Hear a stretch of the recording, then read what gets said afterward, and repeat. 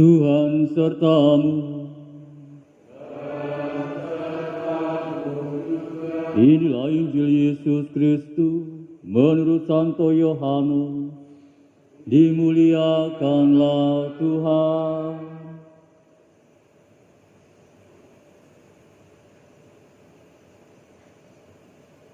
Ketika hari raya Paskah orang Yahudi sudah dekat, Yesus berangkat ke Yerusalem. Dalam bait suci didapatinya pedagang-pedagang lembu, kambing domba, dan merpati, dan penukar-penukar uang duduk di situ. Maka Yesus membuat cambuk dari tali lalu mengusir mereka semua dari bait suci dengan semua kambing domba dan lembu mereka. Uang para penukar dihamburkannya ke tanah. Meja-meja mereka dibalikkannya. Pada pedagang-pedagang merpati ia berkata, "Ambillah semuanya ini dari sini. Jangan membuat rumah Bapakku menjadi tempat perjualan." Maka teringatlah murid-murid Yesus bahwa ada tertulis, "Cinta untuk rumahmu menghanguskan aku." Tetapi orang-orang Yahudi menantang Yesus, katanya, "Tanda apakah dapat engkau tunjukkan kepada kami bahwa engkau berhak bertindak demikian?" Jawab Yesus kepada mereka, "Rombaklah bait Allah ini, dan dalam 3 hari aku akan mendirikannya kembali." Lalu kata orang Yahudi kepadanya, 46 tahun orang mendirikan bait Allah ini, dan engkau dapat membangunnya dalam 3 hari?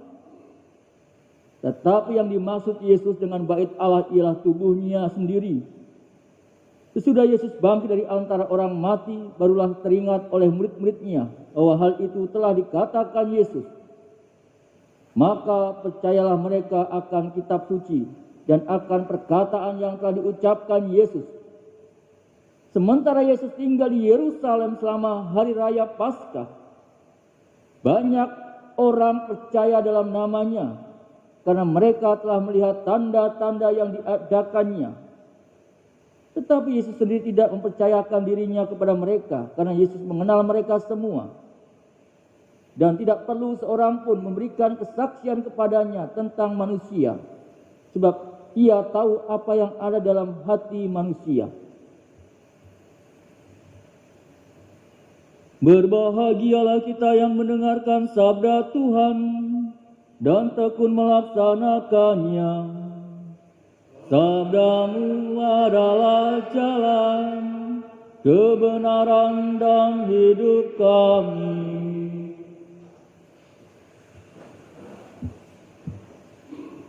Para suster, Bapak, Ibu, dan saudara-saudariku yang terkasih, hari ini kita masuki hari Minggu Prapaskah yang ketiga. Pikiran kita diarahkan kepada Yesus sebagai bait Allah yang hidup. Bait Allah yang dikagumi semua orang saat itu hanyalah batu yang indah dengan berbagai barang persembahan, tetapi semuanya akan datang harinya di mana tidak ada satu batu pun akan dibiarkan terletak di atas batu yang lain. Semuanya akan runtuh. Bapak, Ibu, saudara-saudariku yang terkasih, bagi saya tentunya kisah Injil ini menarik perhatian, di mana Tuhan Yesus mengusir para pedagang di dalam bait Allah sebagai tempat di mana orang berkumpul untuk berdoa dan bersyukur kepada Tuhan. Tetapi pada saat itu bait Allah berubah menjadi pasar, tempat berjual beli. Tindakan korupsi juga ada terjadi di dalamnya. Namun ini hanya merupakan sebuah hal kecil untuk menyadarkan mereka saja. Hal yang paling penting adalah bagaimana Yesus menggeser pikiran dan cara pandang mereka untuk berubah tentang bait Allah yang hanya sekedar batu-batu atau hiasan-hiasannya yang akan runtuh pada tahun 70 Masehi dalam sejarahnya.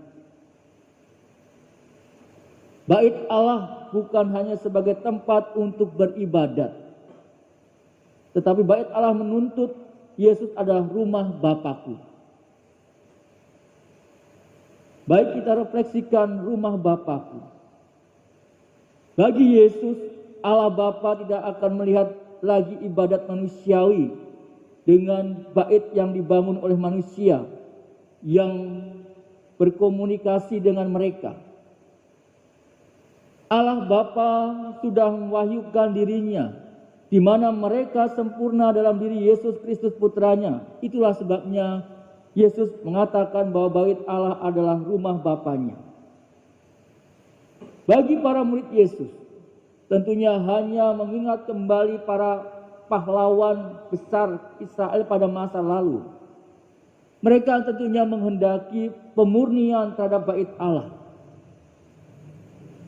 100 tahun sebelum kelahiran Yesus, ketika itu terjadi revolusi di Makabe, maka banyak orang mati demi bait Allah itu.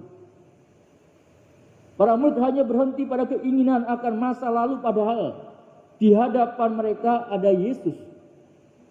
Ia sedang menunjukkan sesuatu yang berbeda dalam dirinya, dalam bait Allah yang benar. Allah kini tentunya berkomunikasi bukan hanya lewat kuburan bakaran, tidak hanya lewat kurban bakaran saja, tapi lewat Yesus itu sendiri. Dia tentunya telah berkorban untuk kita sebagai anak domba Allah yang dikorbankan. Yesus tentunya sebagai putra sesuatu dengan Bapaknya itu menjadi satu kesatuan dalam hidupnya. Para suster, Bapak, Ibu, dan saudara terkasih, apabila kita merenungkan hidup dalam gereja masa kini, kita harus berpikir dengan cara baru, di mana Yesus itu lebih daripada orang-orang yang dilihat pada waktu itu. Dalam perjanjian lama, hanya dilihatkan hanya sebagai bait Allah. Yesus adalah bait Allahnya sendiri dalam hidupnya. Bait Allah adalah tubuhnya sendiri. Para murid menyadari semuanya ini ketika ia melihat kebangkitan itu sendiri. Bapak, Ibu, saudara terkasih, melalui perayaan Ekaristi kita belajar bagaimana Yesus memberi dirinya sampai sehabis-habisnya. Pengorbanan diri Yesus di kayu salib adalah bukti bahwa dialah bait Allah itu sendiri. Bait Allah yang hidup untuk kita. Kita pun dipanggil untuk melakukan yang sama dengan memberi diri dan juga melayaninya di dalam gereja. Pertanyaannya adalah, apa yang harus kita lakukan untuk menjadi bait Allah yang hidup di masa kini? Di dalam bacaan pertama dari kitab Keluaran, Tuhan memberi 10 perintah Allah kepada umat Israel melalui Musa sahabatnya.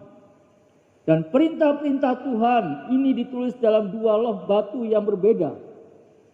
3 perintah pertama berhubungan dengan cinta kasih manusia dengan Allah, ditulis dalam loh batu yang pertama.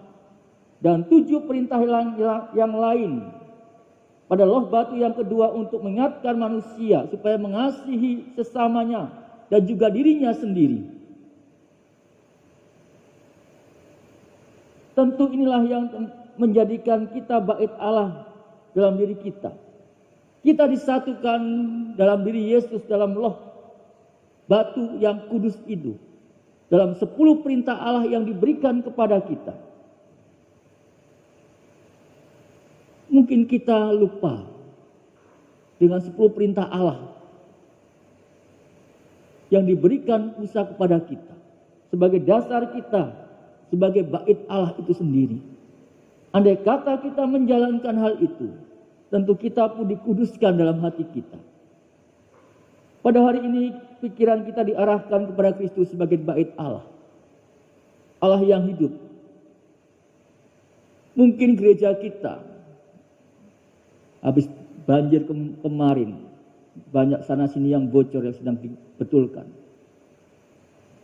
mungkin akan rusak. Tetapi bait Allah bersama Yesus sendiri tidak akan rusak andai kata kita setia dalam diri kita.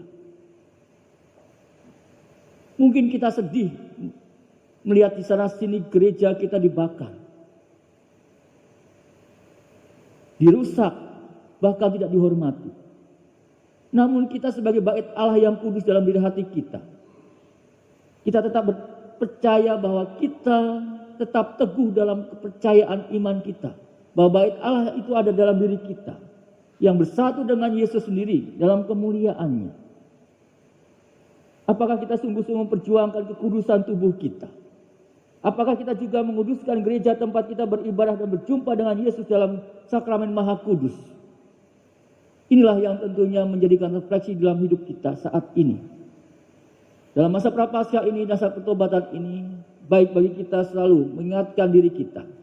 Sudahkah dalam diri kita menjadi bait Allah yang baik dalam diri kita, sehingga kita pantas bahwa Allah ada di dalam hidup kita. Kemuliaan kepada Bapa dan Putra dan Roh Kudus